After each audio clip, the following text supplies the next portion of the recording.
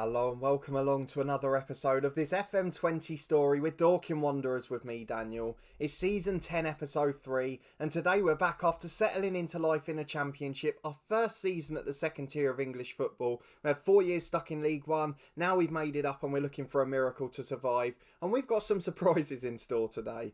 Firstly, we start on the manager profile screen. It's to avoid any spoilers for those that did miss the transfer special and first game of the season. You can click back in the eye above to catch up with the season so far, but also because we've got a new contract. So £7,000 a week, a huge step up, about 3 times what we were on before, I think. It's a 3-year deal, so we've got that security now as well. So even if we do get back down, our job will be safe. But that's the thing we've got to talk about today. Will we be likely to go back down or not?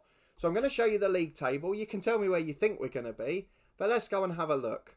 We are in 8th place. I've absolutely no idea how. We started the season awfully. After 4 games, we were in the relegation zone, in fact. And we've just found this momentum from somewhere. It's really weird. It's bizarre. But it has worked an absolute treat for us. We got to the 3rd round of the Carabao Cup. We've obviously got the 3rd round of the FA Cup, so nothing to worry about there before Christmas. And things are looking quite good. We've had some favourable games, so I've got to be fair there. I'm looking at that top 6 and thinking, we haven't played many of you. So that's one thing we've got to bear in mind. But otherwise, things going really well. So we're going to go and have a look at the schedule, see how we've been getting on. Have a look at into the transfer window, of course. We were very actively seeking a goalkeeper after the last episode. Those of you who will remember that game against Fulham. And we'll play West Brom away from home. We've had a tough start to the season. But of course, we're a very good side at this level. But before we go and do any of that, a massive thank you to everyone who continues to follow the series. If you are enjoying it and looking forward to this one, please do put a thumbs up on it. It does make such a difference. I'm really enjoying this Dorking save at the minute. It's going better than expected. I know it's very tight in the championship as always. So from 6th down to 18th, there's only 5 points in it. So that's the thing really, if West Brom win today, they're 1 point behind us. And at the moment, there's 11 spaces between us as well. But the good thing at the bottom of the championship, Preston and Ipswich are miles below the rest. So it's sort of one from the rest. So if we can stay clear of that little pack or someone drops off, we know that safety is pretty much assured. And that is absolutely all we're looking for this year. If you want to find out if we can sustain this form and stay away from the relegation zone this season, please subscribe and turn that notification bell on. We'll have daily FM20 content rotating between this story and our journeyman / director of football challenge, the head coach. That one's back tomorrow at the usual time of 4:30. We just started a brand new season in that one yesterday as well. And I saw a few of you pop over for the live stream on Sunday. So a massive thank you for that as well. It's so greatly appreciated. And then finally on Sunday, we'll be changing from our usual schedule, of course, and you can find all the updates on my About page. But on Sunday at 4:30, we'll be continuing our new stadium review series. It's something I've really wanted to do for a long time. Myself with a friend co-hosting. The first one seemed to go down really well, so thank you for joining along for that. Again, you can catch up with that in the eye above. And we've got a second ground coming up this week. Slightly bigger one, a much bigger capacity stadium. So hopefully one that a few more of you have been to. So let me know if you have been. Get involved. We want it to be as interactive as possible. It's the sort of series where we want to replicate that train journey to a football ground, that chat in a pub over lunch beforehand, the sort of thing we would talk about normally. So hopefully you'll get that feeling from it, and I really hope you enjoy it. And then at 12 o'clock on Sunday, we've got a new series as well. It's an FM network career. Myself v Craig, one of my co-hosts from the Honest Football podcast. We're doing a network series over Skype. It's a full season with 2 National League teams. We're really looking forward to it, and it's going to be a cracker. So I hope you look forward to it too. It's something a bit different. The lockdown's given us a chance to do different things, and I really am falling in love with some of them. So hopefully we'll have plenty more on the channel. And obviously I'd like to live stream more in the future too, as that's something I really enjoyed the first attempt at. But let's go and focus on Dorking Wanderers. We'll look at transfers first, because we had a busy end to the transfer window. We were desperately hunting around for a goalkeeper. You saw the mistakes Robinson made in the first game. It didn't quite materialise. We had 3 or 4 options on deadline day, all were willing to sign, but they weren't really any better than what we had at the club. So for me, as much as I was frustrated, it seemed pointless to make that change. Ollie Robinson, he's a young keeper, he's professional, he will improve in time. And to be honest, bar the last game, he has done that. So I'm not going to get too worried about that for now. But we managed to get someone else on deadline day who's been of use. And it's caused a bit of controversy and some changes to tactics. But that man is Zach Council. And the reason we've signed him from Liverpool is because, as you can see, he's a wonder kid. A wonder kid at Dorking Wanderers, newly in the Championship. He's a fabulous player. 4-star ability, 5-star potential. He's already won us 1 game single-handedly. Scored 2 goals, one of them a free kick, which he's absolutely brilliantly rated for. I'm really excited about this kid. I know he's going to be inconsistent. He's going to have more poor games than he does good ones. But the good games will win us a fixture. A bit like Tordov last year. As soon as he turned up, he would win us a fixture. John Webb would win us a game with his goals. This is what we're looking for from Zach. We've had to change the formation slightly, so he's a winger on support. So that means we've got two wide men playing as wingers. Tordov then drops into the deep line playmaker role at the expense of Smith or Moles. Neither of them really stand out at championship level. But this guy, we just couldn't turn it down. We have to have a wonder kid here. It allowed us to utilise the last loan space as well. I'm really excited. So hopefully he'll continue to impress. We then got a little young gamble as well. So Thomas Lovelace is his name from Cardiff. 20-year-old, 2-star ability, 4-star potential. Just a decent young left and centre half. Gave us that versatility if needed. And we'll look to loan him out as the season goes on. But he's professional, so he will improve either way. And then obviously after that, the League 1 and 2 window stays open, and Cole McKinnon was the man to go, and that's just because Tordov's now classed as a central midfielder. So Council joined on the right wing, Tordov moved to central midfield. It meant with him, Bentley, Smith and Moles, we had our 4 options. So McKinnon was now surplus to requirements, wanted 3 times the amount of money to sign a new deal. None of it was adding up. So we've sold him to MK Dons. He had 1 year left on his contract. He's now 25 and still hasn't reached his potential. And we got 220 grand for him. I mean, that's a decent deal for me. It's the sort of thing that keeps us ticking over. We do need to pay a little bit of a tribute to him because he made nearly 100 league appearances for us. 7 goals, had a couple of crucial games as well. A really good squad player for us. So I'm really proud of what he did with us. We got him on a free, of course, and sold him on for a profit. Something we've been looking to do throughout our career. But a good young squad player. He contributed enormously to our success last year. 9 starts, 13 sub appearances, 3 goals and an assist. You can't argue with it. 2 man of the matches as well. So he did have a really big role to play in our title success, but he just wasn't quite championship level. I didn't want him to sit here and lose his career. So he's going to MK Dons in League 1, and I'm hoping he'll be able to make a good Football League career for himself. So well done to him, and thank you for your service. But Zach Council was too good, I'm afraid. What that does mean is we've had a little upturn in form though, and we've talked about it. Obviously we're up in 8th in the table now. The season didn't start well by any means. You're with me as we lost to Fulham. Of course we played okay. It was only Ollie Robinson that really cost us it. We did then draw away at Preston. A little bit of hope, but a side that are obviously right down there. They haven't won a game yet this season. Jack Walker getting an equaliser from a header. It was Malinovsky who scored the penalty against us. We nearly signed him in the summer. We had him on trial. But after that, a 2-1 win against Cardiff. The reserve team in the Carabao Cup. 2 of the new young signings, Bentley and Burns, getting the goals. Liam Delap playing for Cardiff. A really good young striker, but couldn't get more than 1 as a consolation. Then a 1-1 draw at home to Swansea. Peter McLaughlin scored an unbelievable individual goal. From a corner, he picked it up on the edge of the box, ran down the left wing, beat 2 or 3, and then put it into the top corner with a rifled shot from the edge of the box. It was a sublime goal. We were unfortunately pegged back just after by Gwyn Gibson, but a decent point. We kept up in the fight. A 2-0 defeat followed away at Blackburn. Again we held on, but just 15 minutes to go it all fell away a little bit. But then it just clicked. I've no idea why. But this game was the first one. Bristol City. Zach Council came in. He scored a goal. Brilliant performance from him. And then later on we got 2 goals from Thomas and Moles just to wrap up and seal the victory. Bristol City were actually top after 4 games and we were down in the relegation zone. So it was a brilliant game to win. We followed it up with success at Forest Green in the Carabao Cup. Again we rotated. Brendan Lindsay getting a goal. Barry Cotter with a late penalty as well. And then a 2-0 win at home to Norwich followed. John Webb got his first goal of the season. A really good finish. Although he did unfortunately pick up a knock not long after. And then Zach Council scored a brilliant free kick. That wrapped up victory in that one. Back-to-back wins just took us up the table a bit, and we followed it up with a 3rd. And this one was a little bit better for us. It was one of those that you just jump off your seat. So 20 minutes to go, Brendan Lindsay gave us the lead. We were pegged back with 5 to the end. A brilliant striker, George Tate, getting a goal. And then Matt Everett in the 91st minute, hovering at the back post after a set piece, just drilled one in from 2 or 3 yards, and we hang on. We went to time wasting. It was a 91st minute winner.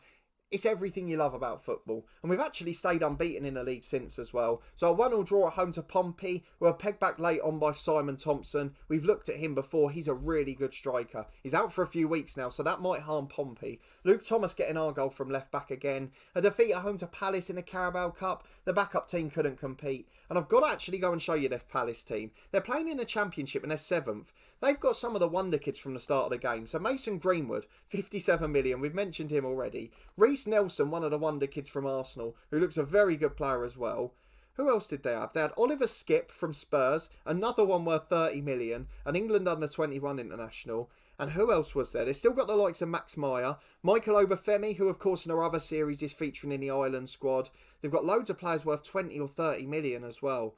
It's baffling that they're at this level. There's no way they should be playing in a championship. But either way, we were defeated by them in the cup. Ended a good little run in that one. A 0-0 draw away at Cardiff in the league. Shane Thompson came on and got a knock, but otherwise a really solid defensive display. And then a 2-1 win at home to Ipswich. A mistake, unfortunately, from Ollie Robinson again, but otherwise we were brilliant and comfortable. Alan toured off with a goal from centre midfield. Brendan Lindsay getting one as well. It was just perfect. We're in unbelievable form. I don't know how we've managed to do so well early on, but we've just found this bit of momentum. The dynamics are looking very good. The management support is excellent as you'd expect. The team cohesion's good. Even the social groups are improving already. Some of those new signings creeping their way in. So Lavelle's got himself in the core social group. Who else is there? Loveless, James and Council, they found themselves their own little group as well. Council and James playing together on the right wing, so that's really helpful for us.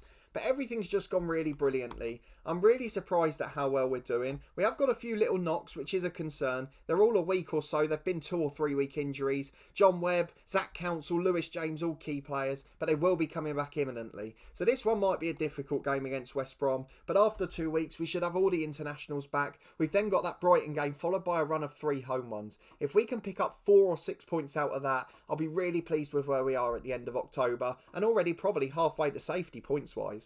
So quite a pleasantly surprising review. I'm delighted with how things are going. Don't forget, we've only got a couple of months until our facilities improvements are ready. Everything's just looking really good. We're continuing to improve the coaching team, which we'll look at in the background in the future. Improving and increasing the scouting team as well. A new physio and sports scientist we've had in recently. So that will be our feature next episode. But I'm aware that was quite a long and excitable review. So we will get straight into this West Brom game. Let's see who the favourites are. Just about us, actually. I'm surprised it's probably because those 3 doubtful players are considered fit. Kike Sanchez Flores probably at risk of the sack the way they're playing. But I'm not going to risk any of these guys. If I do risk one, it will be Lewis James. But Thompson, Webb, Council, they're below that 90% condition. So not today.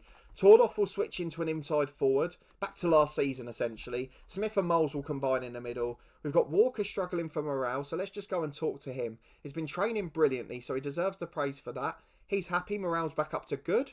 That's what we want to see. Barry Cotter's actually been playing really well at right back, but I am going to switch Loveless with James, just in case, so we can get a new player in. Lewis James, he's had a pulled hamstring. It'll be a last resort, but just in case Cotter has a poor game, we can bring him in. Otherwise, our 11's fairly settled. We've got Ollie Robinson in goal, who has improved since that first game, continues to do well in training as well, a player who we think could reach his potential. Then at right back, we've got Cotter, left back Thomas, Walker and Parsons combined at centre half. We've got Moles and Smith in the middle, Tordoff on the right, Everett on the left, McLaughlin in that number 10 position, and Brendan Lindsay up front, deputising for Webb. He's done really well for us. 2 goals and an assist in 5 starts. He's exactly what we needed. We've got 2 good strikers, and he's boding well for us as the season goes on. As you can see, Barley 18, we've only really got Loveless fit, so it's going to be a difficult run for us. But hopefully in 2 weeks we'll have them all back, and we've just got to get through this one against West Brom. So down in the comments, how do you think we'll do? How do you think we're doing this season generally? But let's go and head straight into this West Brom game. Fingers crossed we can keep this brilliant run going.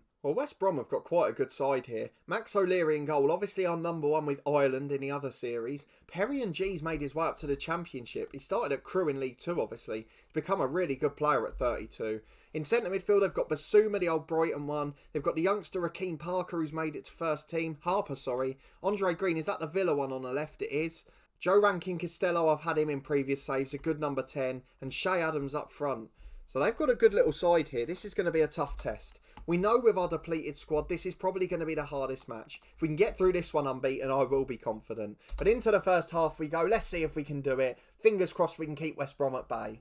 Here we go then, 6 minutes in, and we're on the first attack here. Of course, it's a little early to call it a good attack, but Smith into McLaughlin. Lovely through ball there, back to Moles. Switches it to the left to Thomas. That's a good ball. Lindsay's in, blocked to Everett, and it's cleared. That was a really great chance. Good run across the front post. Didn't quite happen in the end, unfortunately, but promising signs early on yet again. On the right-hand side, it's a throw for Cotter. We're on the front foot again here. McLaughlin drifting into positions well. Rankin Costello flicks away further. Smith's not going to make that. Truslov gets there on the right-hand side. Probably pronounced that horrendously. He's gone to the byline. Smith can't keep up with him. Oh, he's brought him down. There was no need for that, Matthew Smith. That's why he's been dropped out of the team. He's been replaced by Tordoff most of this season, and he just didn't quite look up to it. Physically, he's not quite up to it. He's into the corner. Andre Green, very good penalty. But yeah, Matthew Smith not quite got the physicality for championship level. And as a result, despite dominating the early stages, we do now trail 1-0 here. We've got another problem here as well. The injury troubles are continuing to rack up. Matt Everett's picked up a tight calf. But hang on a minute, Lindsay's in at the other end. Beats a man and shoots. What an effort that was. Just wide of the post in the end. I don't actually know that we've got any wide players on the bench, bar that left winger Carroll. But West Brom cross is headed over the bar. He should have scored. It's absolutely right with that.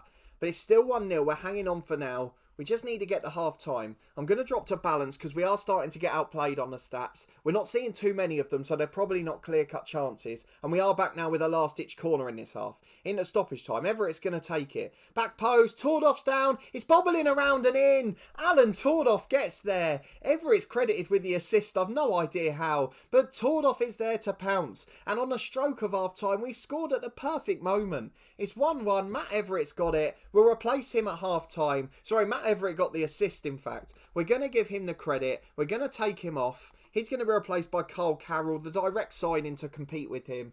And Alan Tordoff back on the right wing. And it doesn't matter where he plays. He is just a superstar. Still got 3 assists in that holding role this season. And he's become an absolutely brilliant player for us. It's worth nearly £1 million already. He's going to be worth big money soon. Training well, improving. But in the second half, we just need some magic. Can we hang on for the 1-1 draw? It would be a fabulous result given the circumstances. Well, 20 minutes gone in the second half without incident. The only thing that has happened, although we haven't seen any of the action, we've caught up on the stats here. So just dropping that mentality has helped massively. McLaughlin's struggling a little bit today. So we're going to bring on George Burns as the number 10. We've not really got any other attacking changes. Manny Cook the only other one, but he's basically a last resort here. Probably only on the bench due to the injury to Webb. So we're just going to get back into it. I mean, in other games we've been going for Bentley, so I might do that as well today. Especially because Matthew Smith's struggling physically. He's not had his best game, gave away a penalty. Still got a 6.9, so must have played quite well. Adrian Bentley comes on as the box-to-box. Scored an absolute screamer in one of the cup games. I think it might have been the Forest Green one. He just picked it up and rifled it in from 40 yards. Stefan Moles drops in as the playmaker. And we've just got to try and hang on. It would be another thoroughly good result. Away to West Brom, another big side at this level, although they have got a corner here. Mackenzie in, lane header straight at the keeper. Robinson did well to hold it. So very good at the moment, just over 5 to go. We'll start time wasting in a minute, but can we nick one on the break? Great kick from Robinson, he's put Lindsay in. Man across in Burns, didn't find him, but it fell back to his feet. And he probably should have done better second time. He did try to make the right option first time round. Second one, not a good finish. Here's Burns on the edge of the box as the corner's headed away. Bentley shoots, is a brilliant save. We're all over them. They've got to nick one here, surely. Another corner kick. It's going to be an outswinger. Carroll takes it, headed away. Not really far, though. It's out to the right wing to Bentley, and he's drifting. Nearly took it out of play there. Beats a man, though. He looks a really good player. Physically on the ball, he's great. The crossing's claimed well by O'Leary. We've seen plenty of his good goalkeeping in the other save, and he's delivered yet again here. So we're going to give it a couple of minutes. In fact, we'll just see out this highlight. You know I'm superstitious. And then we will go time wasting. Let's try and take the point. But West Brom have got a chance. Adams puts it through for Green. Can he score again? Brilliant Robinson. Absolutely superb. I tell you what. We'll pause it a minute. That man has redeemed himself. What a wonderful bit of goalkeeping that was. Came and smothered it. Now just don't do something stupid, please. Throws it out to right back. Cotter's there. Just get rid of it. He does. He goes long. Everett can't get there. Carroll, sorry's come on. Walker, out to Carroll on that left wing. If we can nick one here, I will be jumping out of my seat. Luke Thomas. Carroll again on the left. I keep trying to say Everett. Burns to Lindsay. Lindsay to the right-hand side. Cotter's got 2 up with him. Shoots alone to Tordoff. It's in. What a goal. Barry Cotter from an awful shot has got an assist. And we have somehow nicked a late winner here. We're going to drop the tempo. We're going to time waste. Be more disciplined. Look at the momentum this side's got. It never knows when to quit. I've no idea where it's come from, but I am delighted with the way they're playing. Alan Tordoff with a brace. And how is this happening? We're in the playoff hunt as it stands. I mean, we've got 4 minutes of stoppage time to hang on, so I won't get too excited just yet. But West Brom have got it at the back. They're going for the long ball now. They've chucked an extra man up there and he's standing up front now. We've got to be careful here. It's Stuparevic, probably pronounced that wrong as well. Shoots from distance, miles over the bar. We're just going to drop to balance. We'll leave it there for now. The stats are level. We're through 4 minutes of stoppage time. Blow the whistle, ref. We don't need any extra. We've done it. I mean, that's remarkable. I'm so proud of that performance. Can someone get in the comments and tell me how on earth this is happening? We started the season like the relegation candidates we were supposed to be. 1 or 2 signings for inspiration. In fact, it was just 1 in council. And everyone stepped up. It's absolutely brilliant. Alan Tordoff sublime. Barry Cotter with another assist at this level. And Matt Everett. Both really averagely rated players. But another win against a big opposition in West Brom. And as it stands, we're somehow up in 6th place. Everett's knocked just 1 to 2 days. He'll be back after the internationals. Tordoff sublime in front of goal. His value's probably going to go up by the week as we go along. And we've just got to watch out in January, really. But we're 6th in the Championship. We're 12 points clear of Cardiff, who are in the relegation zone. I've no idea how this has happened. It just sort of switched as soon as we signed Council when he got that goal. And we turned into a completely different side. We don't look like a relegation threatened team at all. And as it stands, we are going to be safe comfortably. I don't want to speak too soon. It can all go wrong. I'm sure it can switch back just as quickly. But at the moment, this has been the most pleasant surprise I've ever had on the channel. I don't think we've ever been this competitive with a side this small in terms of reputation at their level. It's absolutely brilliant. So well done, Dorking Wanderers. Alan Tordoff, a hero, as he so often has been in the last year or so. Let's have a quick look at the schedule for when we'll next be back. I'll probably leave it a month and a half or so. I think Sheffield Wednesday were one of the other relegation favourites, and they're also doing really well if I remember rightly. So they've dropped now, but they've got a game in hand and they're just 5 points below us. So that's the one I'm looking at present. I may well change my mind depending on how things are going. Nottingham Forest, of course, the series entertainers, so maybe we have to wait for that one instead. We might even do a double header if we've got time. So we'll be back for one or both of those games. A massive thank you to everyone who continues to follow the series. I hope you enjoyed that brilliant second half turnaround. If you did, please put a thumbs up on the video. Alan Tordoff to the rescue again. Let me know down in the comments what you think of him. How on earth is this happening? The momentum is ridiculous. It's 6 games unbeaten in the league. 7 games unbeaten. After a really woeful start left us in a relegation zone. I don't quite know what's changed, but I am all for it. We're happy as long as it lasts.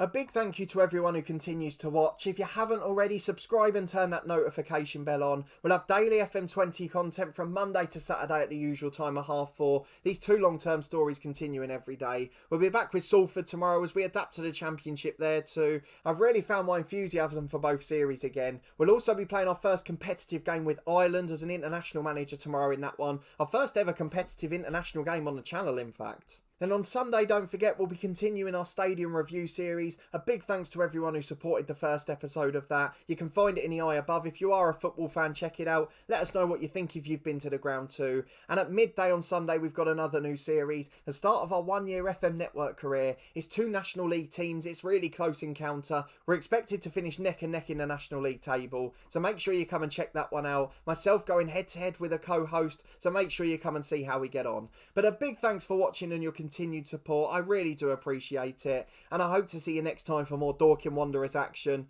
as we hope to continue this brilliant surprise.